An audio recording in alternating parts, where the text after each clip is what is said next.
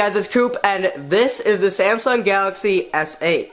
With a brand new design and record-breaking sales, this device definitely has some hype behind it. But today in this video, I'm going to be looking at what Samsung has to say about their new device and putting that to the test. So without any further ado, here is the second episode of Tech Truth.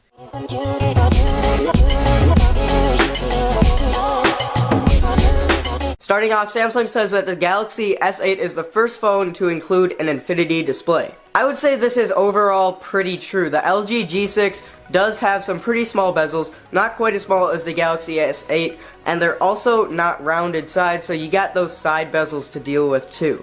Infinity display is a really good name to represent this kind of display because it flows over the edges, it never seems to end.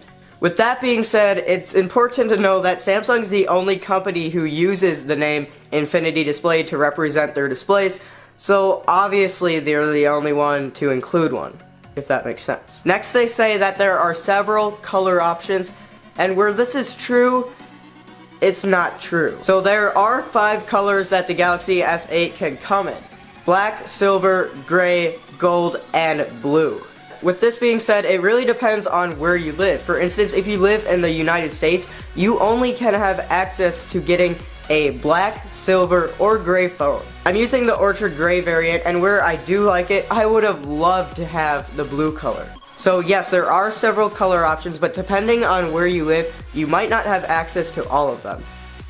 Next, Samsung says that they made their components smaller without sacrificing quality. From my experience, this statement is 100% true.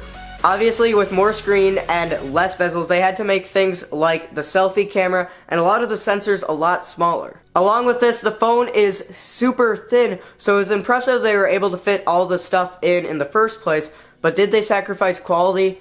Not at all. Samsung doesn't seem to have many limits when it comes to fitting stuff in a smartphone, and they definitely didn't show any here. So yeah, the selfie camera is smaller, but it's even better than before. The sensors on top are smaller, but once again, even better than before. And they even showed Apple up a little bit by keeping the headphone jack.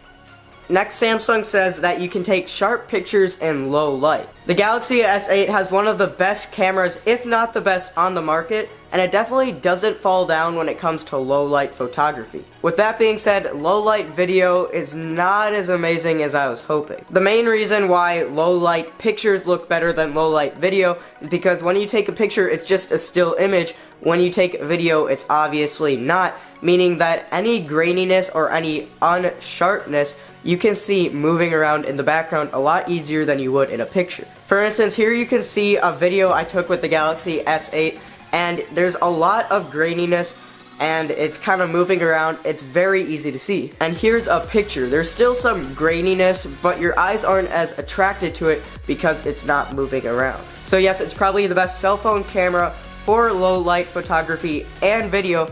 With that being said, smartphones really aren't made for that kind of stuff. Finally, Samsung says Bixby finds products. Bixby sucks. So where Bixby might not be at its full potential yet, I would say that it does do a pretty good job finding products along with places.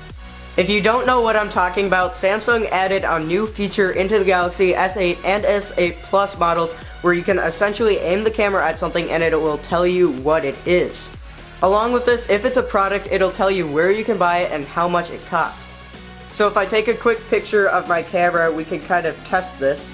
I definitely realized it was a camera, and more specifically a DSLR style camera, and I brought up some relatively close options like the T5 from Canon.